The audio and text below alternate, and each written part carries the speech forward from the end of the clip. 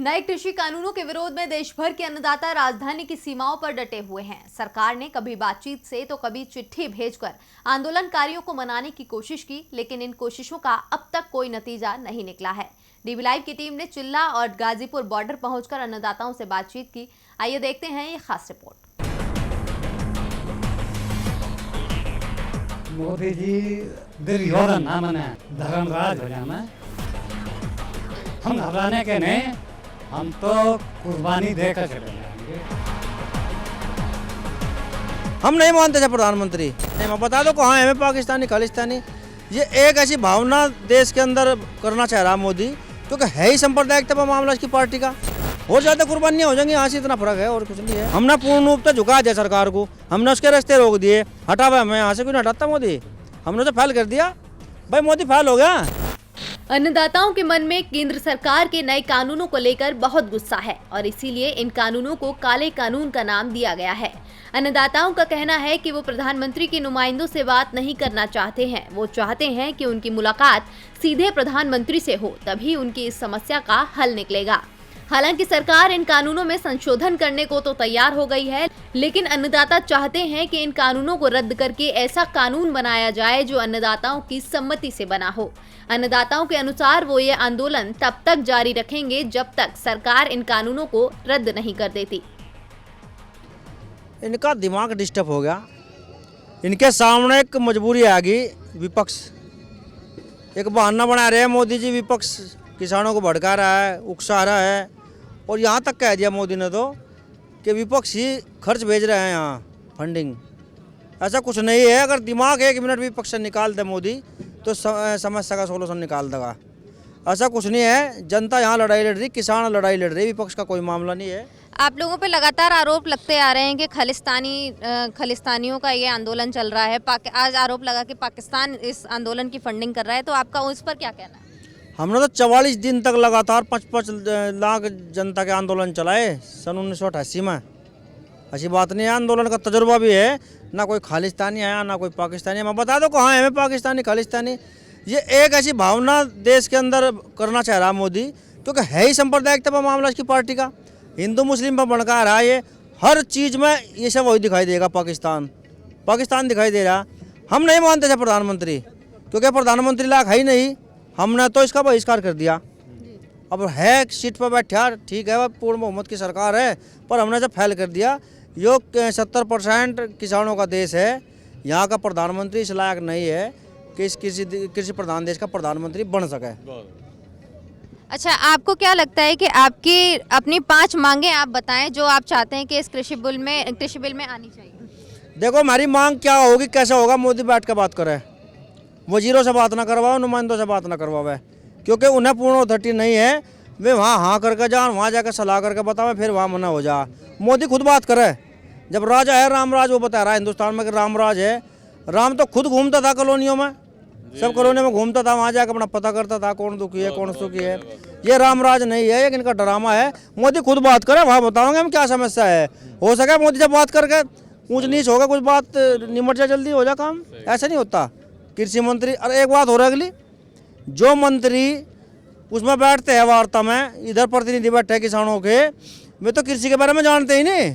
कृषि विशेषज्ञ को बैठा रहे सामने, ऐसा नहीं होगा। लेकिन कल तो कृषि मंत्री ने खुद एक 8 पन्नों की चिट्ठी आपको दी है। उसमें आपको क्या लगता है कि कुछ ऐसी बातें हैं जो आप लोगों के लिए हित के लिए हैं? ये पन्ने तो हमें 35 साल का तजर्बा होगा, संगठन को चला रहे, आंदोलन भी चला रहे। पन्नों को तो पता हमें क्या हुए पन्ने। इसमें कुछ नहीं करना, 2 शब्द बोलने हैं। कृषि प्रधान देश है, कृषि के लिए हमने किसानों के लिए कानून बनाया, इन कानूनों को हम वापस ले रहे। 2 ही तो लाइन बोलनी मोदी को। अब मान सम्मान का मुझ का वो सवाल बना, अगर बना जाओ, हमारे पास क्या उसका वो है। हम तो पढ़े यहाँ से और पढ़े रहेंगे। 22-23 दिन हो लिए, अभी 37 दिन बाद यहाँ से यात्रा चलेगी। तिरंगे ले गए, सबके हाथ में तिरंगे होंगे, ट्रैक्टर होंगे। 26 जनवरी की परेड वहीं होगी। कोई प्रधानमंत्री भी आ रहा है इंग्लैंड का, किसका, सब पता लग जाएगा यहाँ की व्यवस्था का। कब तक आंदोलन करना है आपको? बस 26 जनवरी तक तो है ही, उसके बाद फिर निर्णय लेंगे क्या करना। आगे की क्या योजना है 26 जनवरी के बाद? योजना है शांतिपूर्ण तरीके से आंदोलन को चलाना। सरकार कब तक नहीं सुनेगी, सुनना पड़ेगा सरकार को। हमारा आंदोलन चलेगा। 9 महीने तक आंदोलन चले यहाँ तो। इस हिंदुस्तान में 9 महीने तक आंदोलन चले। 1906 में जब कोई ब्रिटिश शासन के उसमें जो है बिल आया था इस तरह का ही कोई, जब भी 9 महीने तक लगातार आंदोलन चले थे। ये तो क्या क्या व्यवस्थाएं आपको आंदोलन को लेकर, आप अगर कह रहे हैं कि इस तब तक आंदोलन चलाएंगे जब तक सरकार आपकी मांगों को नहीं मान लेती, तो आपकी क्या क्या व्यवस्थाएं हैं इस आंदोलन को लेकर? व्यवस्था इतनी है कि वहाँ लेंटर के मकान है, यहाँ झुपड़ी है, बस और कुछ नहीं, केवल इतना यार जी लगा हमारा इसमें ही। क्योंकि किसान तो खेतों में ही अपनी झोपड़ी बना के वहीं रहे 24 घंटे। किसान को तो आदत है, उस आंदोलन में परिवर्तित कर लो या खेत में कर लो। कौन चला देगा आंदोलन? वो किसान ही चला सकेगा इस देश में आंदोलन, और किसी पर चलने। जितनी भी बैठकें हुई हैं किसान नेताओं को लेकर, कुछ किसान नेता हैं वो 2 गुटों में बट गए हैं। कुछ किसान नेता उनके सरकार के समर्थन में भी आ गए हैं। तो क्या आपको लगता है कि ये आंदोलन उनके अलग चले जाने से कुछ रुक सकता है या इसमें बाधा आ सकती है? 1857 में भी ऐसा ही हुआ था, जब मेरठ के अंदर कुछ दिन पहले क्रांति भड़क गई थी। आज़ाद तो फिर भी हुआ देश, उसमें कुछ टाइम लग जाए। यहाँ तो बहुत गद्दार भी हैं, ऐसी बात नहीं है। हरिराम नाई बहुत है यहाँ जो गद्दारी कर जहाँ। शोले पिक्चर देखी होगी, उसमें हरिराम नाई की भूमिका वाले बहुत हैं यहाँ, उनसे कोई फर्क नहीं पड़ता। हमने बताया कि 1857 में जो क्रांति हुई थी मेरठ के अंदर, वह भी तो किसी तरह से फूट की थी, वहाँ भी तो गद्दारों ने काम कर दिया था। आज़ाद तो फिर भी हुआ हिंदुस्तान, और ज़्यादा कुर्बानियाँ हो जाएंगी, यहाँ से इतना फर्क है और कुछ नहीं है।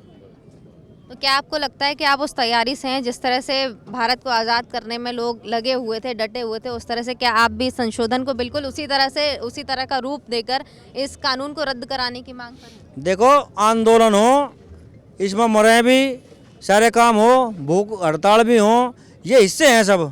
भूख अनशन करना, चक्का जाम करना। हाँ, एक बात ज़रूर है कि हमारा कोई भी किसान एक भी लाठी नहीं रखेगा हाथ में, न कार्रवाई करेगा कुछ हिंसक। हाँ, ये है कि भाई सामने तो गोली चलाओ, हम खड़े हाथ ऐसे कर लेंगे, बिल्कुल एक खड़े भाई मारो गोली, चलाओ लाठी, करो जो करना। वहीं एक बुजुर्ग अन्नदाता ने देश के प्रधानमंत्री को दुर्योधन के बजाय धर्मराज बनने की सलाह दी और कानूनों को वापस लेने के लिए कहा। साथ ही कहा कि वो इन कानूनों को वापस करा के ही रहेंगे, चाहे उन्हें इसके लिए कुर्बानी क्यों न देनी पड़े। मोदी जी वो ना बने, दुर्योधन ना बने। हाँ, धर्मराज हो जाना। धर्मराज किसे कहते हैं? धर्मराज। धर्मराज हो जाना है और हमारे किसानों को वो तीनों कानून वापस लेकर और हमारी जय जयकार हो जाएगी। तीनों कानून वो वापस जरूर आएंगे, अपनी अड़ी पे ना रहना है। वो तो एक दुर्योधन बनना है, अड़ी बांध रखी है उन्होंने तो। धर्मराज बनकर तीनों कानून वापस ले लेना है। आप इतने दिन से हैं, लगातार किसानों की मौत की भी खबरें सामने आ रही हैं। आपको क्या लगता है कि इस चीज़ से घबराकर आप लोग या आप लोगों के साथ जितने भी लोग हैं वो लोग वापस चले जाएंगे, या सर्दी में बिल्कुल डटे रहेंगे? हम घबराने वाले नहीं हैं, हम घबराने के नहीं, हम तो कुर्बानी देकर चले जाएंगे, घबराएंगे नहीं, कुर्बानी दे देंगे। जिस तरह से सरकार अपनी मांग, अपने कानून को लेकर अड़ी हुई है, इसी तरह से यहाँ अन्नदाता भी अपनी मांगों को लेकर बिल्कुल अड़े हुए हैं।